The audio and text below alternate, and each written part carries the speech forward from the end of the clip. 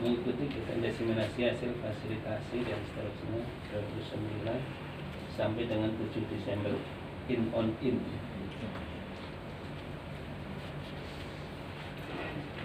Tiga puluh dua JP Bapak Ibu. Alhamdulillah. Dapat Satu. Tanda biar kelihatan ini.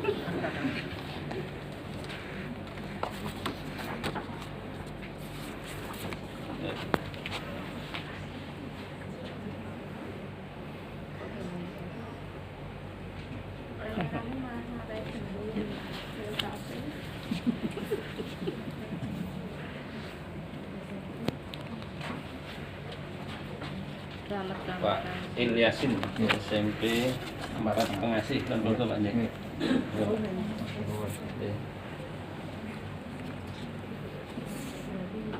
Saya lihat di TV aja.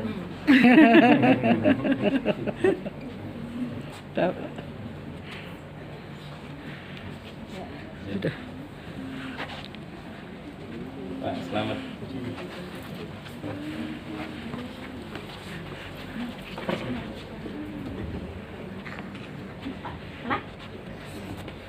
Ya, Pak. Bareng-bareng, Pak. Selamat Pak, selamat sama-sama. Dibuka Pak. Ya. Ya. Ya.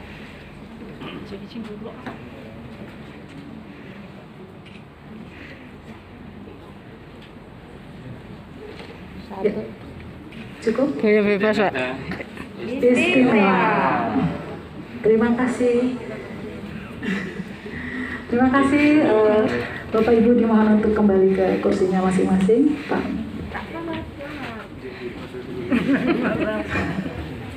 Ini langsung saya, tak? Iya. Baik. Bapak Ibu, selanjutnya ada sambutan Kepala Lembaga Penjaminan Mutu Pendidikan Daerah Istimewa Yogyakarta sekaligus menutup kegiatan secara resmi kepada Bapak Minhajul Ngabidin SPD MSI. Kami persilakan. Oke, terima kasih. Assalamualaikum warahmatullahi wabarakatuh. Selamat siang dan salam sejahtera untuk kita semua. Bapak Ibu sekalian, sehat-sehat semua? Alhamdulillah. Masih semangat, Gih? Ya. Baik Bapak Ibu sekalian, saya waktunya berapa menit ini? Karena tadi yang presenter 5 menit. Berarti saya juga nggak boleh lewat dari 5 menit ya. Mudah-mudahan. Baik Bapak Ibu sekalian, yang pertama saya sampaikan terima kasih dan provisiat kepada Bapak Ibu sekalian. Tapi saya ingin, kenapa saya di bawah, saya ingin tanya sedikit kepada Bapak atau Ibu ini. Jadi kita sudah melakukan pendampingan kepada Bapak Ibu, kemudian sejauh ini sampai membimbing untuk bisa menghasilkan tulisan ya, yang Bapak Ibu kita harapkan bisa mengangkat praktek baik, entah itu pembelajaran atau pengelolaan sekolah atau hal yang lain. Sejauh ini menurut Bapak Ibu, ini Bapak Ibu sudah apa ya, istilahnya kita saling sharing dan saling belajar, sudah maksimal atau belum nih Bapak Ibu? Belum nih, belum. Masih apa Bu? Bu siapa Bu? Betty, sedikit Bu, Bu. 1 menit Bu ya. Terima kasih Bapak atas waktunya. Bahkan saya Ibu Hedi dari SNPTG Edukasian. Saya sangat mengapresiasi dengan kegiatan BLPMP ini untuk diseminasi pendampingan ini sangat bermanfaat dan sangat berarti bagi sekolah kami, karena di sini kami juga belajar untuk menjadi siswa juga, yaitu menulis. Yang selama ini mungkin banyak ibu bapak guru dari sekolah kami, mungkin termasuk saya sendiri, kurang produktif dalam menulis. Ya.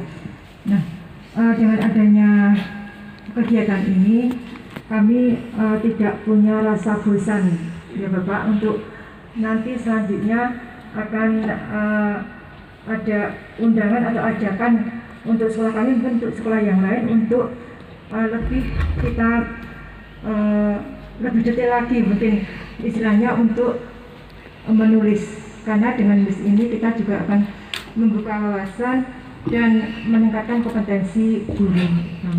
Jadi Itu yang saya sampaikan. Terima kasih. Oke, terima kasih, tepuk tangan. Bu, apa tadi? Bu Eti, ya. Ya, terima kasih. Satunya cukup. Baik Bapak Ibu sekalian, yang pertama Bapak Ibu, saya ingin mengangkat falsafah menumbuk padi ya. Ketika Bapak Ibu menumbuk padi, sekarang sudah jarang sih. Tapi ketika menumbuk padi itu Bapak Ibu, si padi itu kemudian berubah menjadi beras, apakah karena alu atau karena apa Bapak Ibu? Iya, sekali-sekali saja dia itu kena alu itu. Bahkan mungkin ada yang dia juga menjadi beras tapi tidak pernah kena alu gitu. Gesekan dengan temannya. Nah itulah Bapak Ibu sekalian yang diharapkan kita sebagai guru ya, untuk kita bisa menjadi lebih baik kapasitas kita, kompetensi kita. Tidak bisa Bapak Ibu kita menunggu datangnya alu atau datangnya kegiatan diklat. Yang harus kita lakukan adalah bagaimana kita memperbanyak terjadinya gesekan antar sesama guru. Nah, itu ya. Jadi untuk ini Bapak Ibu sekalian, maka kegiatan-kegiatan seperti ini kita penting Bapak Ibu. Yang kedua Bapak Ibu, tugas guru ya tentu sangat banyak. Tapi menurut saya 3 yang harus kita lakukan supaya kita jadi guru itu tidak hanya guru yang sekedar sebagai pekerja, dan kemudian yang kedua nanti giliran pada nasib dan karir kita masuk kelompok yang bahasa Jawanya itu kepuntal-puntal. Tahu Bapak Ibu kepuntal-puntal? Ketinggalan ya. Teman lain kok kerjanya sama, kita juga capek ngajar, tapi kok tiba-tiba dia naik pangkatnya cepat, tiba-tiba dia dapat penghargaan ini, tiba-tiba dia guru berprestasi, tiba-tiba dia dipromosikan ke sini, kok kita begini-begini saja terus gitu. Bahkan naik pangkat juga susah sekali. Jadi Bapak Ibu sekalian, bagaimanapun juga urusan karir kita itu juga harus kita posisikan menjadi bagian dari tugas kita Bapak Ibu. Karena kalau kita tidak berusaha sendiri, tidak akan ada orang lain itu yang kemudian bermurah hati atau melakukan hal sudahlah kita naikkan saja pangkatnya ya, meskipun angka kredit pengembangan profesinya tidak terpenuhi, tidak ada Bapak Ibu. Dan Bapak Ibu jangan berharap untuk orang lain membuatkan, atau Bapak Ibu jangan berpikir coba-coba nanti saya pakai sajalah karya tulisnya orang lain, tidak akan bisa Bapak Ibu. Jadi Bapak Ibu sekalian, itu harus kita posisikan sebagai bagian dari tugas kita, supaya Bapak Ibu kita jangan capek sendiri sementara nasib kita tidak terurus. Oleh karena itu Bapak Ibu, menurut saya tugas kita itu 3. Yang pertama adalah melaksanakan tugas mengajar gitu ya, membuat persiapan, mengeksekusi pembelajaran. Yang ketiga melakukan evaluasi itu ya. Kemudian yang kedua Bapak Ibu, tugas kita supaya kita ini juga mendapatkan keuntungan yang kembali menjadi sebuah kebaikan kepada kita. Tugas kita yang kedua itu adalah memperbaiki pembelajaran, berproses dengan belajar. Jadi guru itu Bapak Ibu juga harus belajar, begitu nggak? Ya. Itu yang kedua Bapak Ibu. Jadi tugas kita yang kedua adalah kita belajar. Nah yang ketiga Bapak Ibu sekalian, tugas kita itu adalah apa yang kita lakukan dengan proses memperbaiki pembelajaran dan lain sebagainya. Itu harus kita melakukan sedemikian rupa sehingga kita bisa melakukan yang disebut dengan kegiatan pengembangan profesi berkelanjutan, begitu ya. Sejauh ini Bapak Ibu sekalian, yang namanya pengembangan keprofesian berkelanjutan itu tetap menjadi ketetapan wajib yang ada di undang-undang. Jadi Bapak Ibu tidak bisa nganyang itu, tidak bisa nganyang Pak, tidak usah ada publikasi ilmiah, tidak usah ada kalau pengembangan diri masih agak mudah Bu dibuat, yang penting kita aktif, kita kelompok, tidak usah ada PTK yang lain. Jadi sejauh ini undang-undangnya seperti itu Bapak Ibu sekalian. Dan sesungguhnya yang kita lakukan di bagian ketiga itu bagian yang kedua, bagian dari proses kita belajar, proses kita memperbaiki pembelajaran. Nah kalau itu bisa kita lakukan Bapak Ibu sekalian, maka insya Allah Bapak Ibu sekalian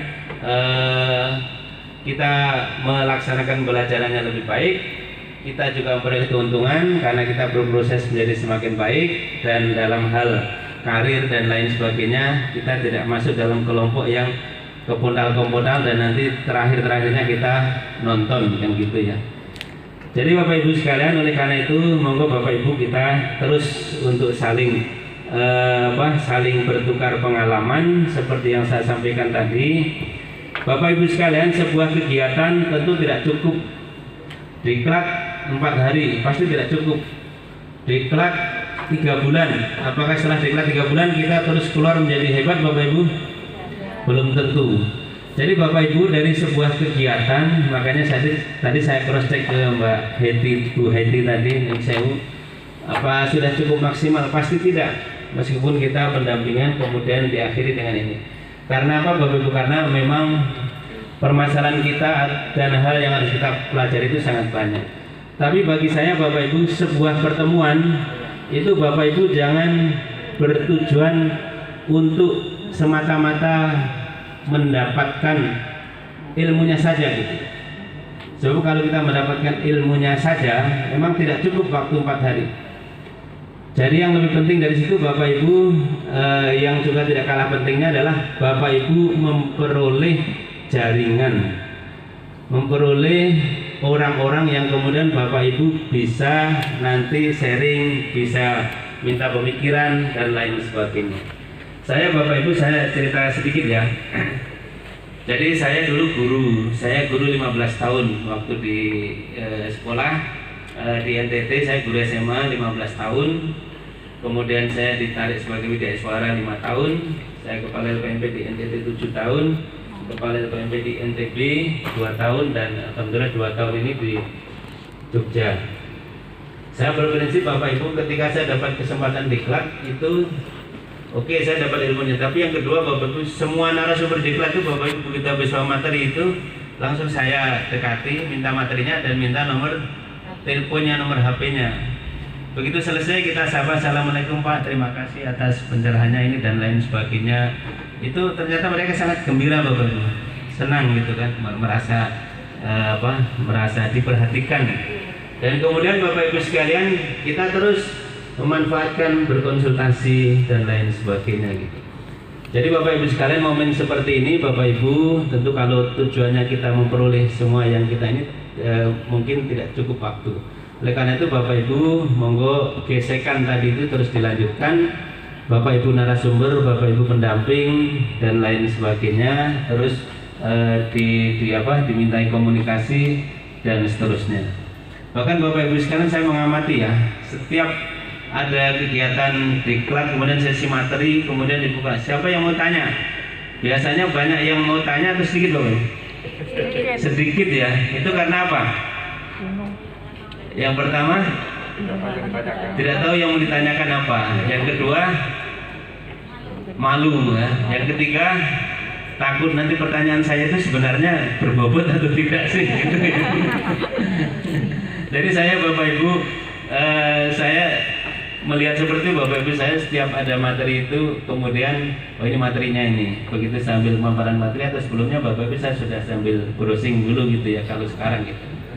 Kemudian yang terkait itu kemudian sudah menyiapkan pertanyaan, sehingga Bapak Ibu sekalian begitu ada pertanyaan angkat tangan yang pertama. Dan karena kita sudah siap Bapak Ibu, pertanyaannya relatif bagus.